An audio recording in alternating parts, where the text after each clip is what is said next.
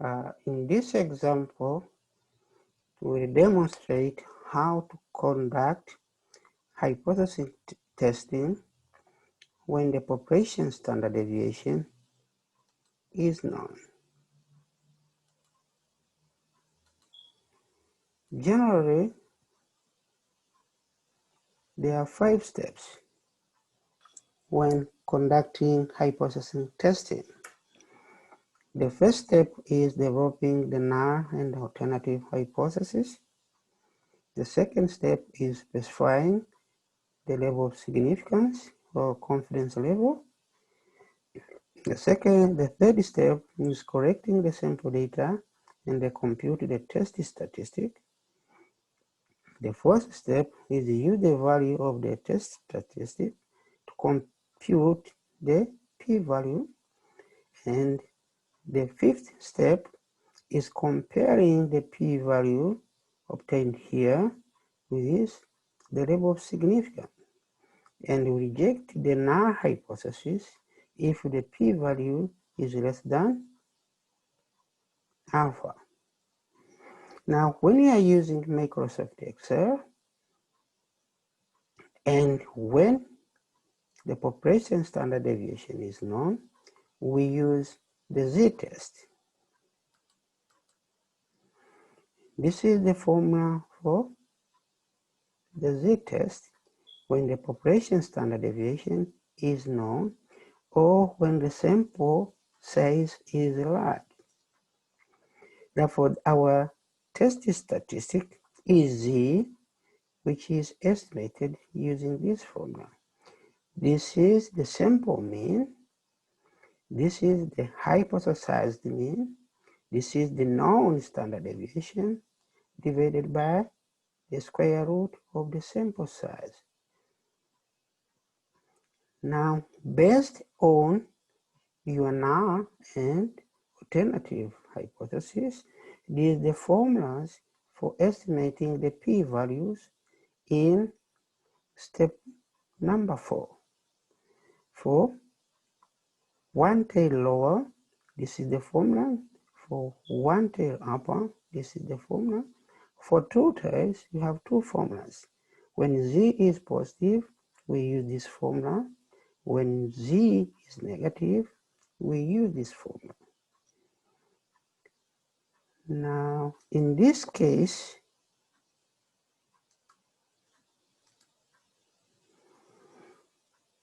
we have correcting data from Hilltop Coffee Company. The manager is telling the inspector that the package from Hilltop Coffee weighs 3 pounds. And the inspector allowed the variability to be 0.19 pounds. Therefore, this is our population standard deviation. And from the population standard deviation, we can get the variance, which is the square of the population standard deviation. Now, before we go further, we have to first step to identify the null and the alternative hypothesis. Now, our null and the alternative hypothesis is from the manager statement, which states that the package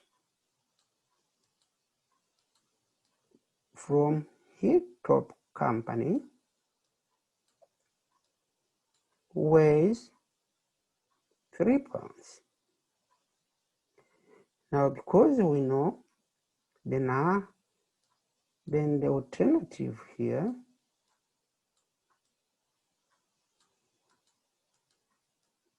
is the mean is not equal 3 pounds. This is our null and this is our alternative. Now, step number 2, is specifying alpha, and alpha here is given, which is 0.01. Now, the third step is correcting data and estimating the test statistic. Now, we can use the z-test, which is available through data analysis toolbox in Microsoft Excel. If you click on data, then you have data analysis, which has the function z-test, which you can use to test this null and alternative hypothesis. But before we do that, we need to create another column, which we call it a mean, which will contain our hypothesis mean. Just drag down this column. Basically, what we are trying to establish is if this column is equal to this column, and this is based on this statement by the manager. Therefore, when we click on data analysis, come to this window, and here you have z-test for the two sample means. If you click on this one, and then click OK, you get this window. Our variable number 1 will be the weight of the sample.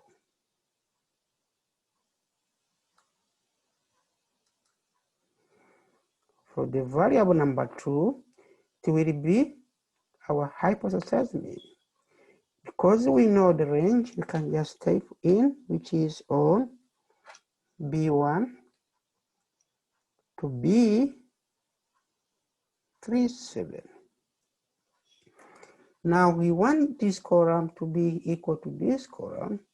Therefore, the mean difference here is equal to 0.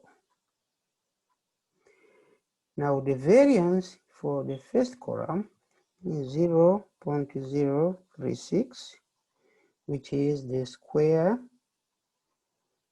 of the population standard deviation. Now, for the second column, hypothetically the variance should be equal to 0 because it is not varying.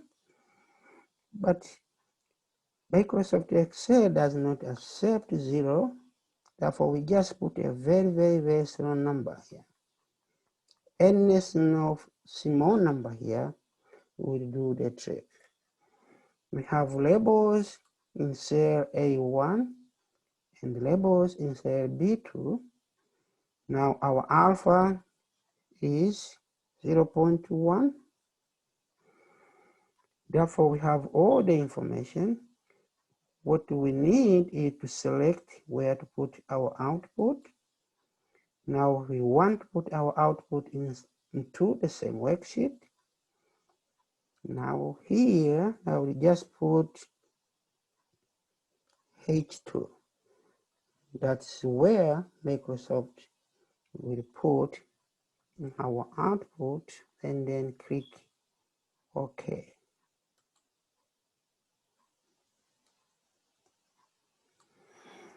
Now this is the output.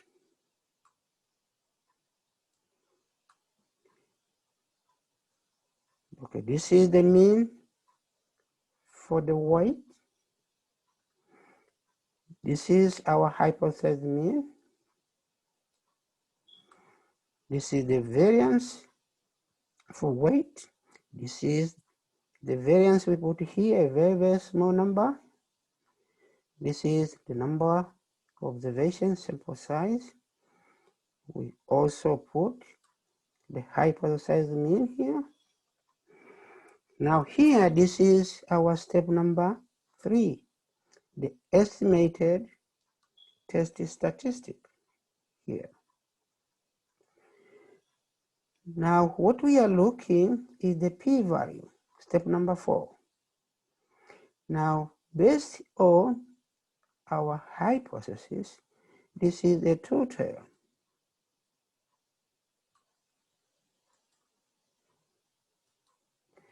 Therefore, this is our p-value. Our p-value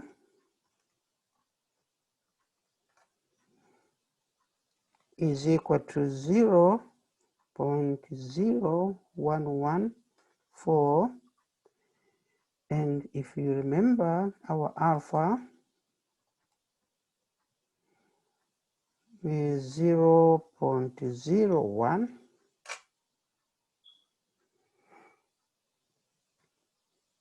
Therefore, you can see here our p-value is greater than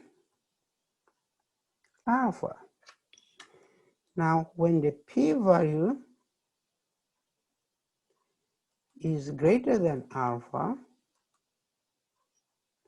our p-value is greater than alpha, then we fail to reject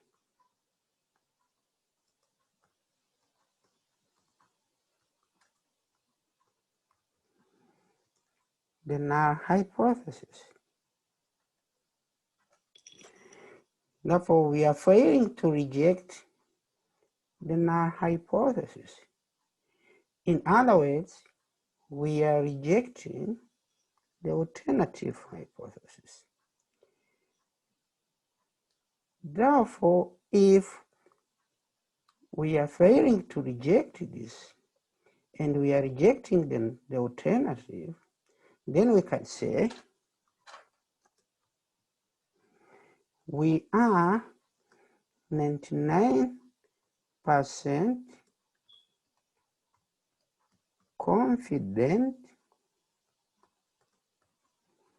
that the package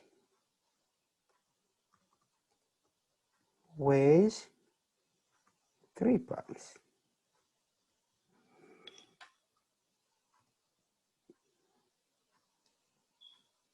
Therefore, based on these 5 steps, first we develop the null and the alternative. We specify our alpha. The z-test in Microsoft Excel help us to estimate the z-test and the p-value. Here we compared the p-value, and this is our conclusion, where we failed to reject the null, and this is our general conclusion. Therefore, we can tell the inspector to pass the heat of coffee.